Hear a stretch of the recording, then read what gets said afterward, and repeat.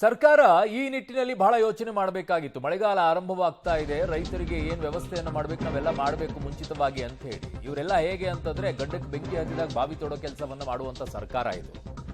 ರಾಜ್ಯದಲ್ಲಿ ಯೂರಿಯಾ ಗೊಬ್ಬರ ಅಭಾವ ಆಗಿದೆ, ರೈತರು ಪರದಾಡ್ತಾ ಇದ್ದಾರೆ. ಹಾವೇರಿ ಜಿಲ್ಲೆ ಯೂರಿಯಾ ಗೊಬ್ಬರಕ್ಕೆ ಪರದಾಟ. ದೇವಗಿರಿ ಗ್ರಾಮದಲ್ಲಿ ಯೂರಿಯಾ ಗೊಬ್ಬರಕ್ಕಾಗಿ ರೈತರು ಮುಗಿಬಿದ್ದಿದ್ದಾರೆ. ಕೃಷಿ ಪತ್ತಿನ ಸಹಕಾರಿ ಸಂಘ ಗೋದಾಮುಗಳ ಎದುರು ಕ್ಯೂ ನಿಂತ್ಕೊಂಡಿದ್ದಾರೆ. ಯೂರಿಯಾ ಗೊಬ್ಬರ ಪಡೆಯೋಕೆ ಈಗ ರೈತರು ಮುಗಿ ಬಿದ್ದಿರುವಂತ ದೃಶ್ಯವನ್ನು ನಿಮಗೆ ತೋರಿಸ್ತೀವಿ ನೋಡಿ. ಉತ್ತಮ ಬೆಳೆಗೆ ಅವಶ್ಯಕವಾಗಿರುವಂತ ಯೂರಿಯಾ ಗೊಬ್ಬರ ಅದನ್ನ ಎಷ್ಟು ಬೇಕೋ ಅಷ್ಟು ನಮ್ಮ ಹತ್ರ ಇಟ್ಕೊಳ್ಬೇಕು ಅನ್ನುವಂಥ ಕನಿಷ್ಠ ಜ್ಞಾನವೂ ಕೂಡ ಇಲ್ವಾ? ಬರೀ ರಾಜಕೀಯ ಮಾಡ್ಕೊಂಡು ಓಡಾಡ್ತೀರಾ. ಅದಕ್ಕೆ ಸಂಬಂಧಪಟ್ಟಂತ ಮಂತ್ರಿಗಳೆಲ್ಲ ಎಲ್ಲಿದ್ದೀರಾ? ಕೃಷಿ ಮಂತ್ರಿಗಳು ಮಾತೆತ್ತಿದ್ರೆ ಕೇಂದ್ರದ ಮೇಲೆ ಹಾಕ್ಬಿಡೋದು, GST ಮಾತೆತ್ತಿದ್ರೆ ಕೇಂದ್ರದ ಮೇಲೆ ಹಾಕ್ಬಿಡೋದು, ಯೂರಿಯಾ ಗೊಬ್ಬರ ಮಾತೆತ್ತಿದ್ರೆ ಕೇಂದ್ರದ ಮೇಲೆ ಹಾಕ್ಬಿಡೋದು. ತರಿಸಿಟ್ಕೊಳ್ಬೇಕು ಅನ್ನುವಂಥ ಕನಿಷ್ಠ ಇರ್ಲಿಲ್ವಾ ಮಂತ್ರಿಗಳಿಗೆಲ್ಲ?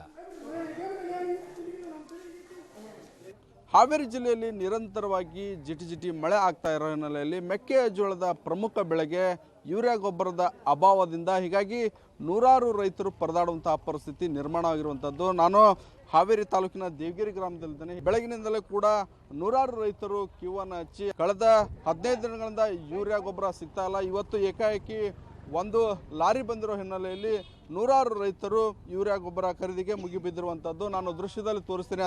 ಯೂರಿಯಾ ಗೊಬ್ಬರಕ್ಕೆ ಮೆಕ್ಕೆಜೋಳ ಹೆಚ್ಚು ಬೆಳೀತಿರುವಂತಹ ಜಿಲ್ಲೆ ಹಾವೇರಿ. ಹಾಗಾಗಿ ನಿರಂತರವಾಗಿಂತಹ ಜಿಟಿ ಮಳೆಗೆ ಯೂರಿಯಾ ಗೊಬ್ಬರದ ಅವಶ್ಯಕತೆ ಇರೋ ಹಿನ್ನೆಲೆಯಲ್ಲಿ ನೂರಾರು ರೈತರು ಈಗಾಗಲೇ ಕ್ಯೂ ಹಚ್ಚಿ ಯೂರಿಯಾ ಗೊಬ್ಬರವನ್ನು ಖರೀದಿ ಮಾಡ್ತಿರುವಂಥದ್ದು. ಆದರೆ ಯೂರಿಯಾ ಗೊಬ್ಬರ ರೈತರಿಗೆ ತಕ್ಕಷ್ಟೇ, ಅಂದರೆ 2 ಎಕರೆಗೆ ಒಂದು ರೈತರಿಗೆ 2 ಚೀಲ ಒಂದು ನ್ಯಾನೋ ಯೂರಿಯಾವನ್ನು ಕೊಡ್ತಾರೋ ಹಿನ್ನೆಲೆಯಲ್ಲಿ ಹೀಗಾಗಿ ರೈತರು ಹೆಚ್ಚಿಗೆ ಗೊಬ್ಬರ ಬೇಕು ಅನ್ನೋ ಆಗ್ರಹವನ್ನು ಮಾಡ್ತಿರುವಂಥದ್ದು. ನಮ್ಮ ಜೊತೆಗೆ ರೈತರಿದ್ದಾರೆ, ಅವರನ್ನು ಮಾತನಾಡಿಸ್ತೀನಿ. ಸರ್, ಈಗ ಒಬ್ಬ ರೈತರಿಗೆ 2 ಚೀಲ ಗೊಬ್ಬರ ಅವಶ್ಯಕ ಸಾಗುತ್ತಾ, ಹೇಗೆ?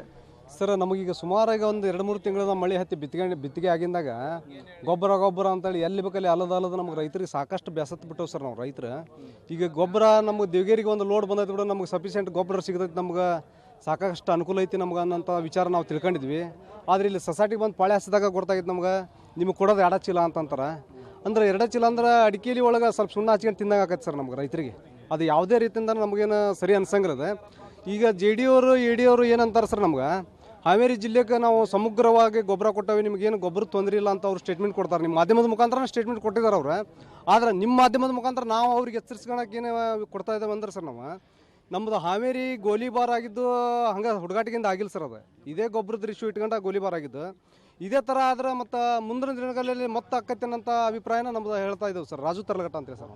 ಇದಿಷ್ಟು ಅಂದರೆ ರೈತರ ನುಗ್ಗಲಾಗಬಾರ್ದು ಅನ್ನೋ ಕಾರಣಕ್ಕಾಗಿ ಪೊಲೀಸ್ ಸಿಬ್ಬಂದಿಯನ್ನು ಕೂಡ ನಿಯೋಜನೆ ಮಾಡಿರುವಂಥದ್ದು. ಆದರೆ ಭಾಳಷ್ಟು ರೈತರು ಮೆಕ್ಕೆಜೋಳವನ್ನು ಬೆಳೆ ಹಿನ್ನೆಲೆಯಲ್ಲಿ ರೈತರಿಗೆ ಹೆಚ್ಚಿನ ಗೊಬ್ಬರ ಬೇಕಾಗಿದೆ ಅನ್ನೋದು ರೈತರ ಒತ್ತಾಯವಾಗಿದೆ. ಆದರೆ ಇನ್ನೊಂದು ಭಾಗದಲ್ಲಿ ದೃಶ್ಯದಲ್ಲಿ ತೋರಿಸ್ತೇನೆ ನಮಗೆ. ಈಗಾಗಲೇ ರೈತರು ಅಂದರೆ ಪ್ರತಿಯೊಬ್ಬ ರೈತರು 2 ಚೀಲ ಗೊಬ್ಬರವನ್ನು ಖರೀದಿ ಮಾಡಿ ಒಂದು ನ್ಯಾನೋ ಯೂರಿಯಾವನ್ನು ಖರೀದಿ ಮಾಡ್ತಿರುವಂಥದ್ದು. ಹೀಗಾಗಿ ನಿರಂತರವಾಗಿ ಮಳೆ ಬೀಳ್ತಿರೋ ಹಿನ್ನೆಲೆಯಲ್ಲಿ ರೈತರು ಕಳೆದ 15 ದಿನಗಳಿಂದ ಕೂಡ ಗೊಬ್ಬರ ಖರೀದಿಗೆ ಮುಗಿಬಿದ್ದರು. ಅಂದರೆ ಇವತ್ತು ಬಂದಿರೋ ಹಿನ್ನೆಲೆಯಲ್ಲಿ ಒಬ್ಬ ರೈತರಿಗೆ 2 ಚೀಲವನ್ನು ಕೊಡ್ತಾ ಇದ್ದಾರೆ.